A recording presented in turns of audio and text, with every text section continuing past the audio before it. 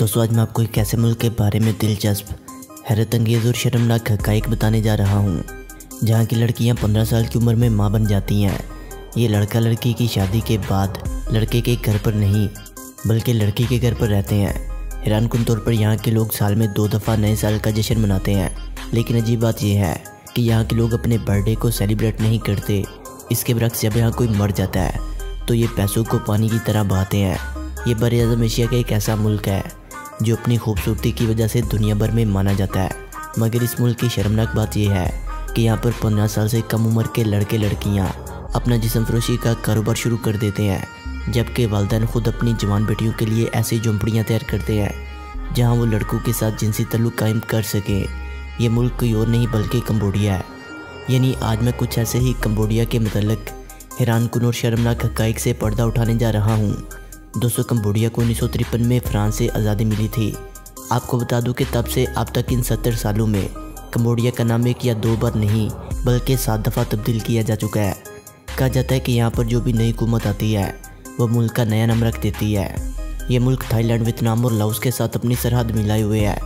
Cambodia बड़ी बड़ी building रखने की वजह से दुनिया भर में मशहूर है। यही वजह है कि कंबोडिया को दुनिया की सबसे बड़ी मजहबी अमारत रखने का भी एजाज़ हासिल है। अगर बात की जाए यहाँ की लड़कियों की तो ये बहुत ज़्यादा रोमांटिक होती हैं। ये अपनी मुस्कुराहट से किसी को भी गर्विदा बना लेती हैं। ये हर वक्त प्यार में कुछ नया सीखने के लिए तैयार रहती हैं। ये अपने बॉयफ्रेंड और इनकी ज़रूरियात को हमेशा पहले रखती हैं और अपने प्यार और रोमांस से इन्हें खुश करती हैं। ये बहुत ज़्यादा ज़हीन और क्रिएटिव माइंड होती हैं, यानी इनके पास हर मसले का हल मौजूद होता है। कंबोडिया की सिर्फ लड़कियाँ ही नहीं बल्कि लड़के भी इन तमाम खूबियों के मालिक होते हैं। कंबोडिया की एक और दिलचस्प मगर अजीब बात यह है कि इनके वालिद अपनी 14 साल की बेटी के लिए प्यार की झोंपड़ी को खुद तैयार करते हैं, जिसे अगर सेक्स की झोंपड़ी कहा जाए तो शायद गलत ना होगा। इस झोंपड़ी की असल बात यह है कि कंबोडिया की लड़कियां इस झोंपड़ी में हर मनपसंद लड़के के साथ अलग अलग रातें गुजारती हैं, लेकिन ये अपने घर का कामकाज करती हैं। यहाँ के लोगों का मानना है कि ऐसा करने से लड़की मजबूत होती है और इसका खुद पर यकीन बढ़ता है और इसी वजह से इसे अपना लाइफ पार्टनर चुनने में आसानी होती है। लेकिन वक्त गुजरने के साथ साथ टूरिस्ट ने इन लोगों की इस खास रस्म पर भी असर डाल दिया है, क्योंकि टूरिस्ट यहाँ पर आकर पैसा फेंक तमाशा देख वाला काम शुरू कर चुके हैं। मतलब ये कि ये पैसे देकर आसपास की झोंपड़ियों में आसानी से सो जाते हैं। यहाँ जिस्म फरोशी करने वाले हर 3 में से 1 लड़के और लड़की की उम्र 15 साल से कम होती है।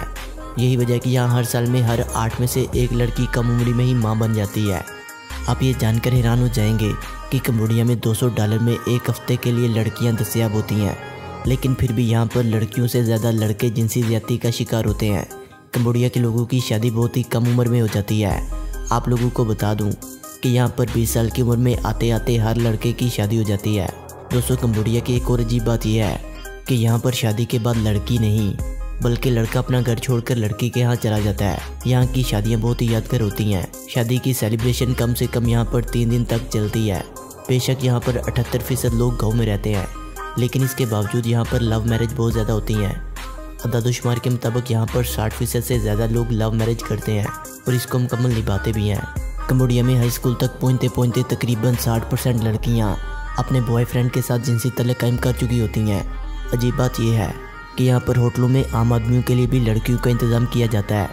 कंबोडिया की नाइट लाइफ बिल्कुल थाईलैंड की तरह ही है, क्योंकि यहाँ पर भी लड़कियाँ पैसे वालों की तलाश में ही रहती हैं। कंबोडिया की एक और दंग कर देने वाली बात यह है कि यहाँ के लोग अपना बर्थडे कभी भी सेलिब्रेट नहीं करते। दरहकीकत इन्हें याद भी नहीं होता कि इनका जन्म किस दिन हुआ था। इसके बरक्स जब कंबोडिया में कोई मर जाता है तो यहाँ के लोग इसकी आखिरी रस्मात पर पैसा पानी की तरह बहाते हैं, क्योंकि लोगों का ये मानना है कि इंसान को आखिरी बार इस दुनिया से रुखसत शानदार तरीके से करना चाहिए। कंबोडिया की एक खास बात यह भी है कि यहाँ पर अप्रैल के महीने में नए साल की खुशियाँ मनाई जाती हैं, जबकि कंबोडिया दुनिया का वो वाहिद मुल्क है जिसके परचम पर एक इमारत की तस्वीर बनाई गई है। वैसे तो कंबोडिया हिंदू मुल्क नहीं, लेकिन आपको ये बात जानकर हैरानी होगी कि दुनिया का सबसे बड़ा मंदिर कंबोडिया में वाक़ है। इस मंदिर का नाम इनक्वाट है। दोस्तों कंबोडिया में आपको बहुत ही अजीब किस्म के खाने को मिल सकते हैं, क्योंकि यहाँ के लोग मकड़ी और बिच्छुओं को बहुत शौक से खाते हैं। इसके अलावा यहाँ के लोग कीड़े मकोड़ों को खाना पसंद करते हैं। कंबोडिया एक बहुत ही खूबसूरत मुल्क है। ये मुल्क अपने बीजू और आबशारों की वजह से बहुत मशहूर है।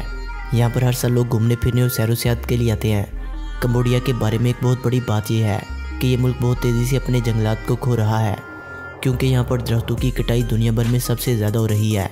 कंबोडिया का दारुल हुकूमत फोनम पेन है और सबसे बड़ा शहर भी है। कंबोडिया की कुल आबादी 1 करोड़ 60 लाख है और ये बहुत ज़्यादा आबादी के साथ 71वें नंबर पर है।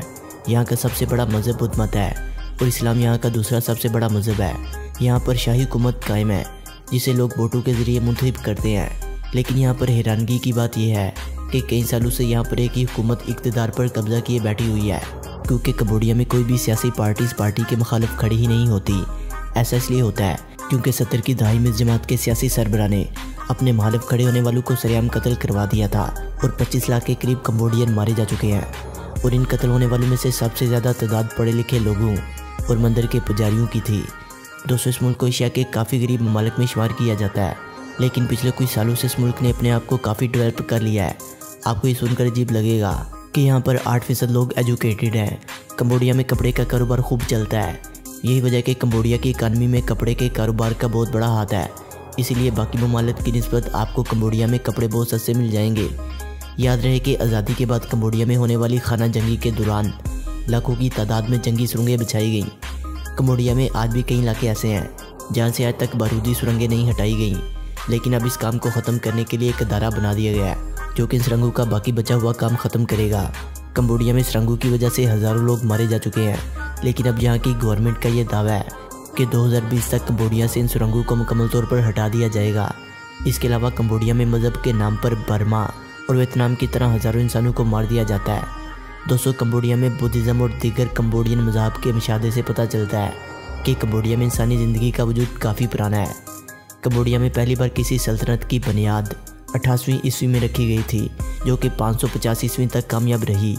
इसके बाद किंगडम ऑफ चेनिला का क़याम अमल में आया। ये एक बुद्धिज़्म और हिंदुज़्म के इश्तराक से कायम होने वाली रियासत थी, जिसका खात्मा 802 ईस्वी को इस वक्त हुआ जब युरमान दोम ने सल्तनत इनकोर की बुनियाद रखी, जिसे गैर मुल्की सल्तनत खलीज के नाम से भी जानते हैं। कंबोडिया में बसने वाले लोगों को कंबोडियन और रखमर कहा जाता है। कंबोडिया की आबादी में 5.96% खमर लोग, 2.1% चाम्ज, 0.1% वियतनामी, 0.1% चीनी और 0.9% दीगर गैर मुल्की हैं। कंबोडिया का सबसे बड़ा मज़हब बुद्धिज़्म है, जिसे कंबोडिया की 96% आबादी मानती है। 0.6% फोक मज़हब के मानने वाले, 0.5% मसीही बरादरी और 0.1% ऐसे लोग हैं जो किसी भी मज़हब पर यकीन नहीं रखते। खमर कंबोडिया की कौमी और सरकारी ज़ुबान है, जिसका कंबोडिया में सबसे ज़्यादा इस्तेमाल होता है। दोस्तों, वीडियो अच्छी लगने की सूरत में से लाइक करें, कमेंट करें और अपने दोस्तों से शेयर करें।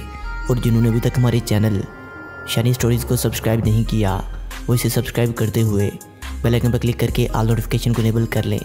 मिलते हैं एक नई वीडियो के साथ, तब तक के लिए खुदा हाफिज़।